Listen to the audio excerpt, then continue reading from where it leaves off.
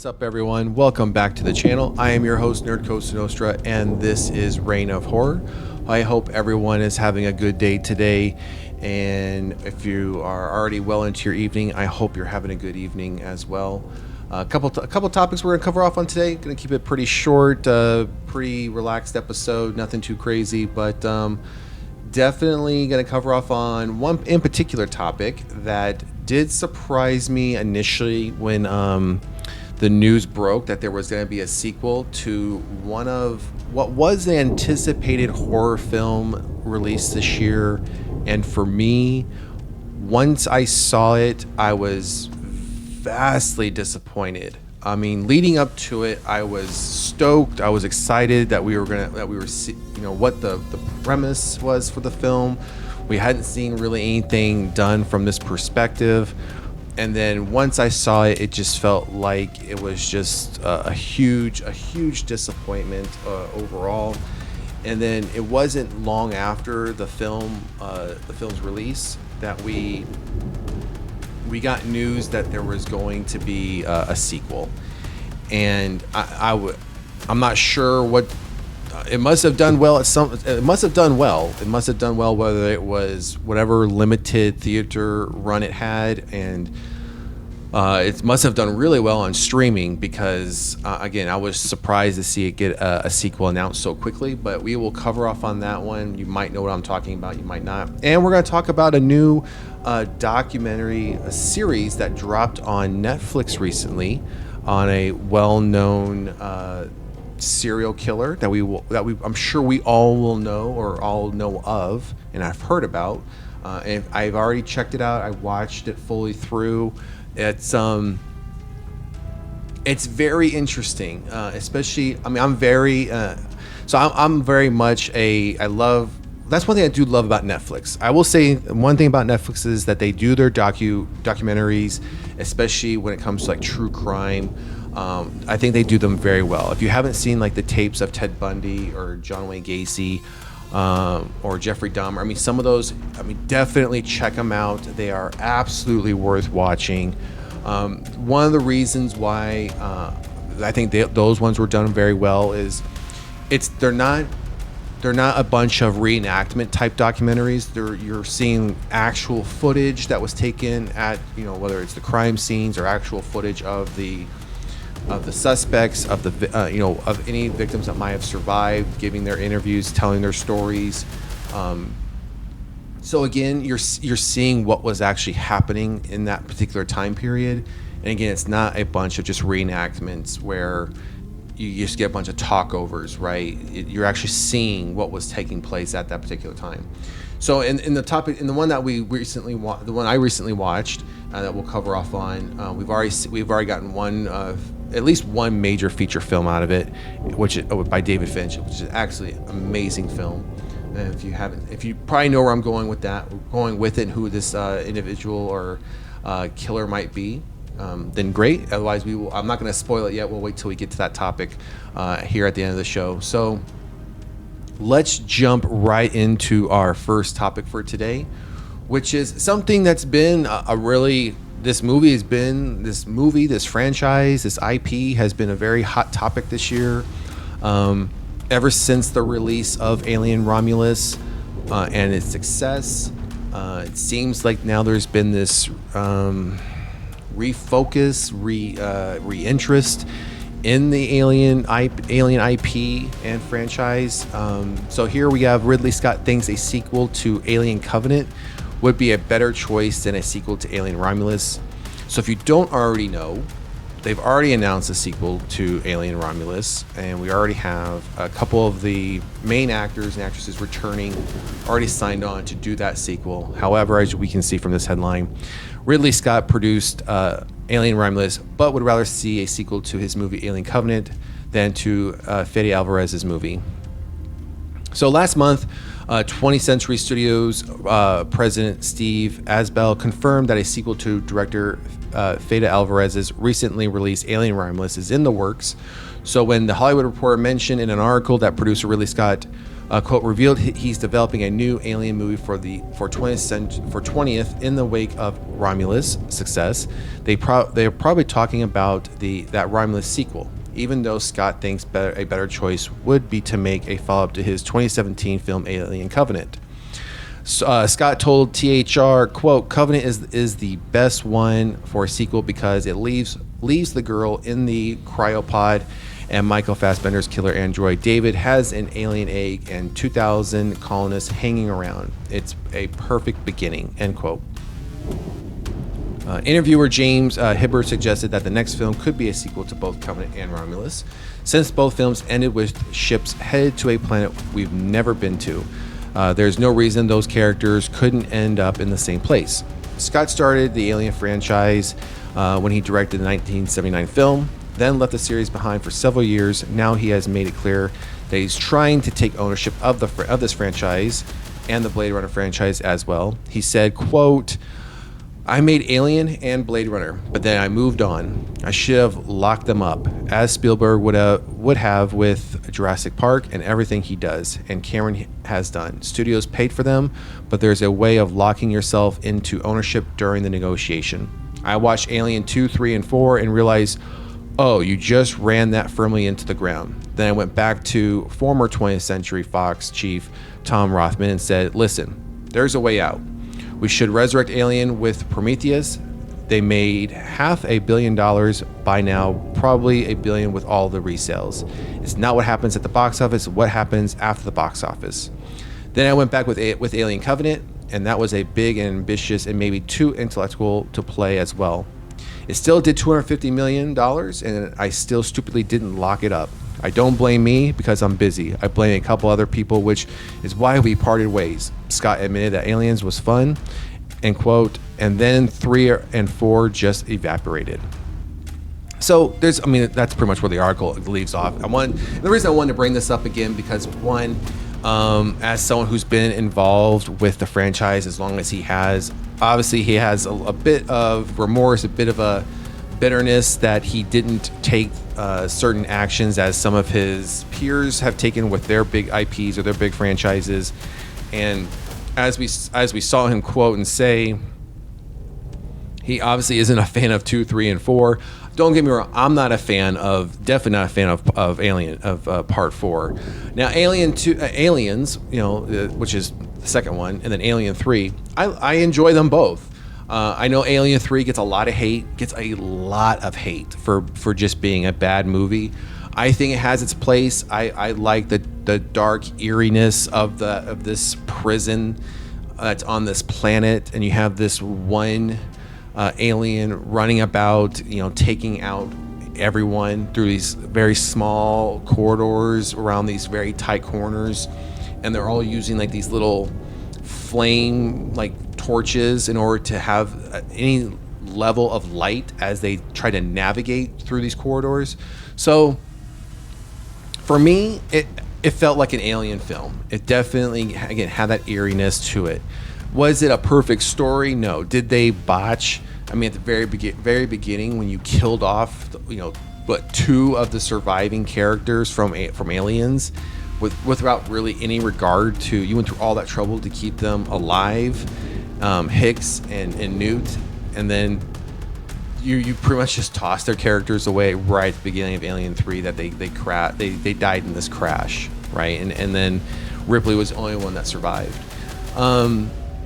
Aliens, though, the second one, rightfully so, was, I think, just a step away differently from the first one. Was more of that action movie, right? When it came out was in the 80s, and I mean that would have been the time we saw a lot of action films. So no surprise there why they kind of took a different course than from the original film. But again, if you feel that strongly about your work, like he mentioned with his peers, unfortunately he didn't take the appropriate steps to make sure his ownership stayed involved, to maybe have a say so in how the franchise moved on over the years. And studio execs are it's about the money. It's about what money they can make. It's about what money they can make off their investment. And if they don't feel like a sequel to Covenant is going to bring in the money, and they want to do a sequel to Romulus because Romulus did bring in money, well then that's what's going to happen, right, wrong, or indifferent, whether you agree or don't agree with it, whether you're the creator, not creator of the original. If you don't have it in writing, you don't have kind of that say so or that final vote, then unfortunately that's just how the cards are played, I guess. But while I enjoy Covenant for what it is, it's definitely not one of my favorites. Again, I enjoy it for what it is. I enjoy it for what it's trying to tell, especially a follow-up to Prometheus. Now, Prometheus I enjoy. Covenant, not as much as Prometheus, but I still enjoy it. Where does it fall on my list of Alien films? Probably somewhere around the middle. Mid-high, but more so to the middle. But yeah, maybe Ridley Scott, on his future work, makes sure that before studios can move forward with any sequels, spin-offs, whatever, while he's still with us, that whether it's him or his estate, somebody has kind of more of a say-so in what's done with his work going forward. Otherwise, it's just going to keep running into the same problem. So, interesting. But again, we know we're getting an Alien Romulus sequel. It's already been announced, and as it mentioned here, again, for Covenant, I know we were supposed to get 2 more follow-ups to that overall story, which I don't think we're ever going to get. At least definitely not anytime soon, because they're going to write out the Romulus. They're going to write out this Romulus story or this Romulus wave as long as they can, because again, it's given them the money that they need. So more to come. All right, so the franchise I was talking about that doesn't make sense to me, that is getting a sequel, is In a Violent Nature. In a Violent Nature came out this year. I was hyped for it. I know many of us here at Reign of Horror were definitely hyped for it. It felt like something new, something fresh. Definitely seeing things from a killer's perspective, and to me it completely failed. And I just just 15-20 minutes in, I'm like, what is going on here? Like, what are we doing? And it just seemed like very quickly after its release, within literally felt like just weeks, maybe 2 weeks, it was announced that they were doing a second one. And I was definitely a bit surprised. I didn't think the reception was that big and that great for it, based just on the individuals that I've interacted with that are also huge fans of horror films. They kind of felt the same way. That it was a hit and a miss. It was a miss. That we expected so much more, and it just felt like it just didn't deliver. And it just was a huge disappointment. So right here, looking at this, back in July, IFC and Shudder announced a sequel to their surprise hit slasher. I just don't know where that's coming from. But again, obviously the numbers are there. The numbers are there to support a sequel. So, In a Violent Nature, appearing at San Diego Comic-Con, the movie's iconic villain Johnny appeared on stage to accompany the announcement. Since then, we haven't heard a peep as to the status of the sequel, with some worrying the announcement was premature and it may not be happening. However, BARRETT, the hulking actor that portrayed Johnny, recently gave an update that will undoubtedly quell those fears.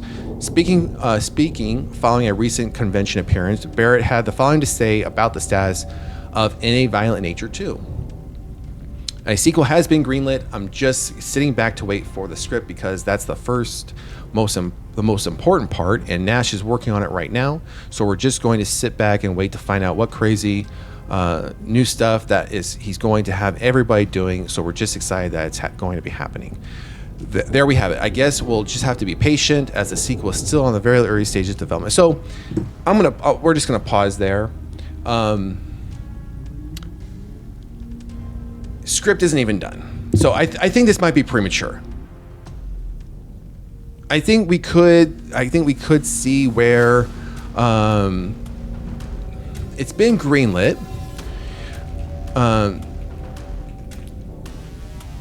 It's been greenlit. Hasn't been. I don't know if it's necessarily been fully funded. I just don't know if this is gonna pan out. I can see where they might get a script written, and the studio may say, "Yeah, we're not happy with the script. Go rewrite it. Go do whatever you're going to go do." come back with us with another one, and that may take some more time. And because we've seen things greenlit early on, and it's years later before anything else happens, and then it just kind of just dies down, or it just kind of just falls to the wayside, and it's like, oh well, now it's gonna it's gonna be a while. We're gonna put this on the shelf, and we'll come back to it. And then it's never come back. They never come back to it. It just kind of just dies on the vine, so to speak. So I think this one might have been greenlit a little bit premature, especially you have no script in place. I think the other one is still too fairly new. But again, the numbers, something must have been there. Someone in the studio must have seen something, from an analytics perspective to say that, yeah, let's do a second one. Let's greenlight it now. The fans want it. Sure. But sure, I mean, you might have a small subset of fans who want this, but I don't think the first one was that big of a success to already give a green light to a sequel with no script. You have one person, the main actor that might be coming back for it. Beyond that, we know literally nothing about what a sequel could look like for this. So we'll see. I mean, we'll follow this. Like I said, we saw the first one. We watched the first one, gave it a chance. Didn't care for it. If they do happen to get a sequel out, we'll give it a chance here as well. But I think it's going to be quite a bit of time before we see a sequel, unless they try to fast track this one. But even fast tracking it, you're looking at least a year and a half. Fast tracking, especially when you don't even have a script ready, approved, director, cast. Nothing is really done. So interesting to see where this one will take us. And so going into our last topic for today, the true story behind. This is the Zodiac speaking. Will leave you unsettled. So this is the documentary series that recently dropped on Netflix. I believe it's 3 or 4 episodes, and it's telling it's interviewing the who are now they're now adults who are interviewing these siblings who, when they were kids, grew up and hung around, they were family friends with one of, we know is one of the main suspects, has always been a main suspect as far as being who the Zodiac was Arthur Lee Allen. And there's actually a book out there, there was a book that was done originally with Arthur Lee Allen as being the main suspect, which again, if you've seen the movie Zodiac, that's what the movie is based off that book. The movie is great. I think the movie was absolutely fantastic. One of my favorite movies, one of my favorite thrillers. And we're not going to read through this very specifically. I'll provide the link of this article in the description. But it's definitely worth. So here's a picture of that family. So here's a couple pictures that we definitely will look at, though. So in the middle here you have Arthur Lee Allen, and this here is the mother, and this is her daughter of that family that I'm talking about. And here is that same daughter. We have another picture here of them when they were kids. So these kids here, you'll actually see them being interviewed as adults in this documentary. This was a description that one of the surviving victims, gave police of what the Zodiac looked like when they were attacked, when him and his girlfriend were attacked. And then this is another picture of Arthur Lee Allen, and then we're right back here. So again, being one of the main suspects as to who the Zodiac was, I don't know if I will say that this documentary is biased, but it definitely leads you to more. It stretches out a bit more than what the movie, the film that we got a while back was trying to tell, as far as Arthur Lee Allen's potential involvement, him being the Zodiac. Now, I know we've seen a lot of people come out over the many years saying their uncle, their father, their whoever was the Zodiac. But obviously always has been one of the main suspects was Arthur Lee Allen, especially based on his history, especially during the time period when he was in prison and there were no more Zodiac killings, there was no more Zodiac letters. And as soon as he gets out, it all starts back up again. That was a main topic then in the movie, and even gets brought up here in this documentary. And there's even letters between the mother of these children, with her and Arthur Lee Allen, which definitely raises some more suspicions. There's actually even a TV interview that Arthur Lee Allen did, which again raises many more suspicions that some of these things were not covered in the film, that weren't necessarily previously known. So again, I think this documentary, very well done. If you are interested, or if the Zodiac, that particular topic has always been interest of yours, highly recommend checking out this documentary if you have Netflix. If you don't, try to find someone who does and give it a watch. It's one of those things, it's like a documentary where you're definitely going to want to get to the next episode to see how it continues, and just see how it plays out, right? To see what conclusion that they possibly come to. So again, highly recommend it if you haven't seen it already. It just dropped on Netflix, like I said, maybe a week and a half, 2 weeks ago, if that. So it is very, very new. So, all right, everyone, that is going to do it for today's show. Thank you for joining me. It's always greatly appreciated. And if you haven't done so, please like, share, and subscribe. It definitely helps out the channel and helps us grow. And if you have any comments or feedback, please drop it into the comment section. We definitely like to hear from you and how we can make the show better. If there's any topics that you would like us to cover here at Reign of Horror, because again, we do cover all things horror related, anything under the horror genre and subgenres. So again, thank you for joining me today, and we will see you at the next one. Peace.